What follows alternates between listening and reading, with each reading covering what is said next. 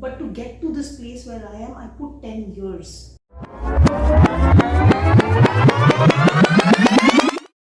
Hello everyone, and thank you for tuning in today. Today, we have a really special guest whose journey is both impactful and deeply motivating. The founder and creator of Regalia by Reyney, Mrs. Reyney Pujari. Thank you so much, ma'am, for being here today.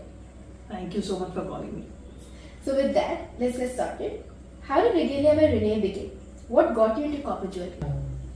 After the birth of my second child, I had to quit my job, and by that time I had like worked 15 to 17 years of work was already put in, so I did not know to do anything other than office work. That was my job. Now imagine having a child in a state that I'm not from, because I actually come from Bombay. So I'm in Hyderabad. I didn't know the language, and I had already a child who was 8 years old, a son, and my daughter who was crying non-stop. So I didn't know what to do. I was also very overwhelmed because it was so difficult to handle the situation at that point in time, not knowing how to handle two children after quitting the job. So at that point in time, I was also diagnosed with postpartum depression, and I didn't know what is postpartum depression. Today we have a lot of awareness, but at that point in time, I thought it's a disease, and I was so scared. Really, I didn't know what to do, and I didn't know how to handle it. Fortunately, at that point in time, one of my friends was in US. She knew that I loved handicrafts or anything that is related to making art and craft with hand. So she sent me a wire wrapped rose ring, and that is how Regalia began. So that's a really touching story, ma'am. Like a business born out of it is very mind blowing to me. I know. I get that a lot. Actually, when I say this, people usually are taken back. A brand born out of adversity. Right. It's something I rarely see nowadays.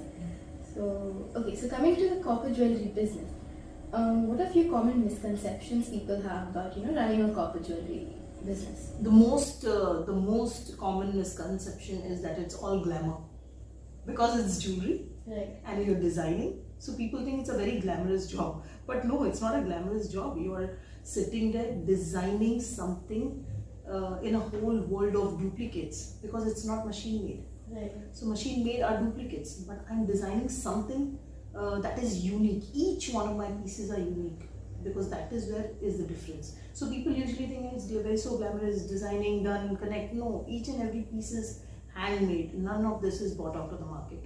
So there's a lot of time that goes into it. So when you see a small video where they show you a 1-minute video of jewelry being made, behind that 1-minute video you have like 5 hours of work. So there's a lot of post-production work which people do not realize when they try to get into jewelry business. There is a lot of time, schedule and work involved. So now that we've got the misconceptions, out of place, what are the skills do you think matter in jewelry making, especially in copper jewelry? I think it's very important for you to have skills other than designing. It is very important for you to know your market, who you want to sell it to, and how are you going to be pricing it. So cost is very important. So everything that a person needs is branding. You need to know to brand your product. You need to sell your product. Costing you require for that. So financial knowledge is required. Plus, you should also know logistics. Where are you sending it? Which place are you sending it? How far are you sending it? Are you sending it local? Are you sending it international? I need to know logistics. I need to know packing. I need to know branding. So I need to know everything. So unless you have help in those areas, you cannot do it alone. Yeah. So what worked for you and what did not work for you? You ask what worked for me to make Regalia. Is first consistency. I had to have a schedule. I have to be consistent in whatever I am doing. And secondly, I quickly learned what was not selling, because Indian market was not there. It was not selling. So I had to concentrate on what market was selling. For that, I had to make a lot of friends online. So when I started posting on Facebook and Instagram, social media helped me a lot. It's huge. People underestimate, but you really need to learn social media. That helps, and people connect with you when they know that you're selling something. when you have value. So the biggest thing that made a difference to me was quality. Each and every piece that I have made is still with the person that I've sent it out to, and they call me back and they say, amazing, can I have one more? It's just unfortunate I stopped selling. And I stopped selling because I realized I didn't have time.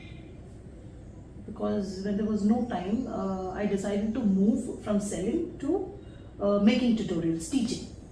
And I like teaching. So what I decided to do is whatever I've learned till now, I decided to put into tutorials, and that's where I started rebranding. So earlier my company's name was Copper Creations. Then I had rebranded it 2 years back to Regalia by Reyney. So that whole process, so I have worked on 2 brands in 10 years. So the whole process of branding, marketing, and then rebranding the whole stuff took a lot of time.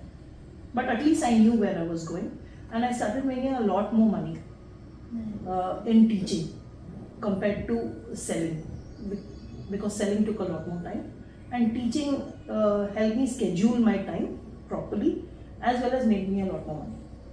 Okay. So let's just say, the smallest piece of your jewelry, what's like the minimum cost of it, like when you were selling it before tutorials?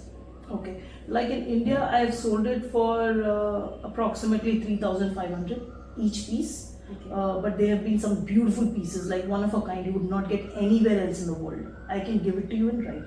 Okay. But the same piece, if I'm selling it in US or UK, it would be $350.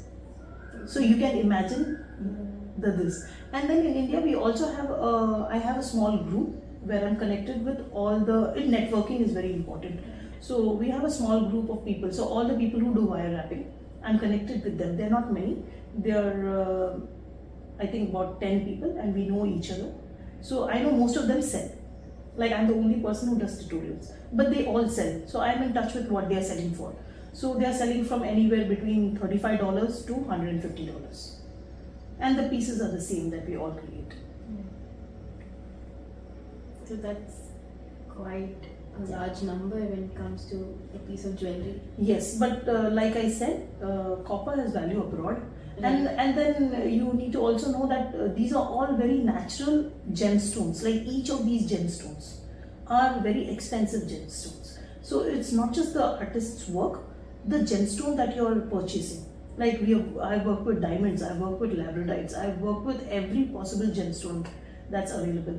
And then people do not have a price tag for something that is their own stone. Right. Like if it's your birthstone, most of the people who come on orders are, can I have something made in a birthstone? Like I've also worked with people's ashes. So you cannot put a price on somebody's emotion. Right. Because that is where my brand started. Makes sense.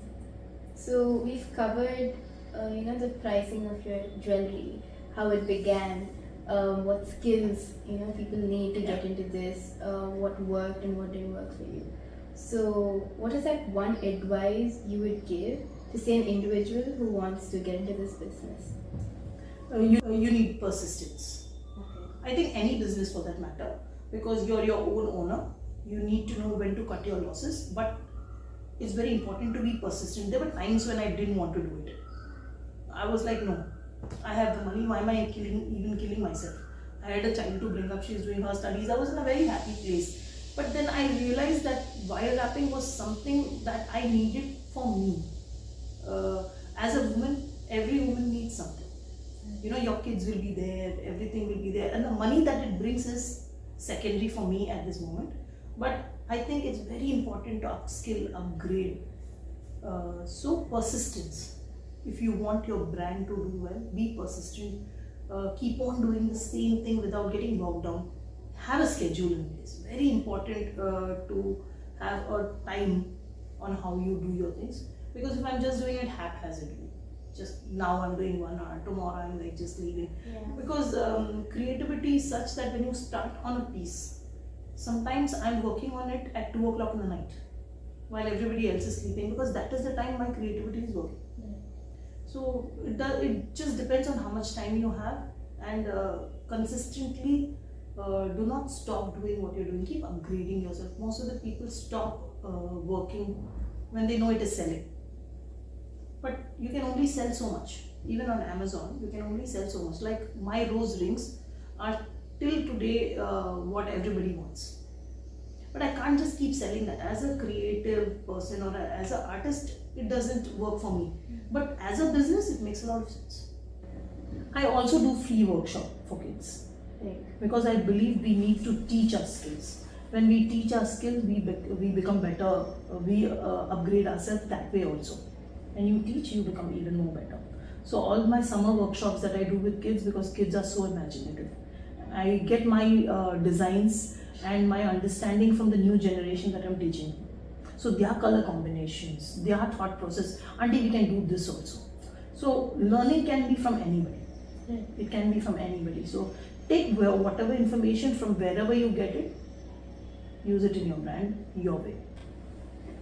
So I really learned a lot today, ma'am. So for a business to actually become a brand, it's not just about money or becoming a big company. It's about the passion you have, being consistent, being patient, and especially for our generation who wants things to grow so fast. Like I joined today in a company and I want to become the CEO like in 2 months. So from this interaction, I learned that it took me 10 years. So I learned it's going to take a lot of time to build something valuable. Because if you don't give it time, then it's not going to be as valuable as it can become. So thank you so much, ma'am, for this interaction. It was really very inspiring. I'm so glad that we did this. Thank you.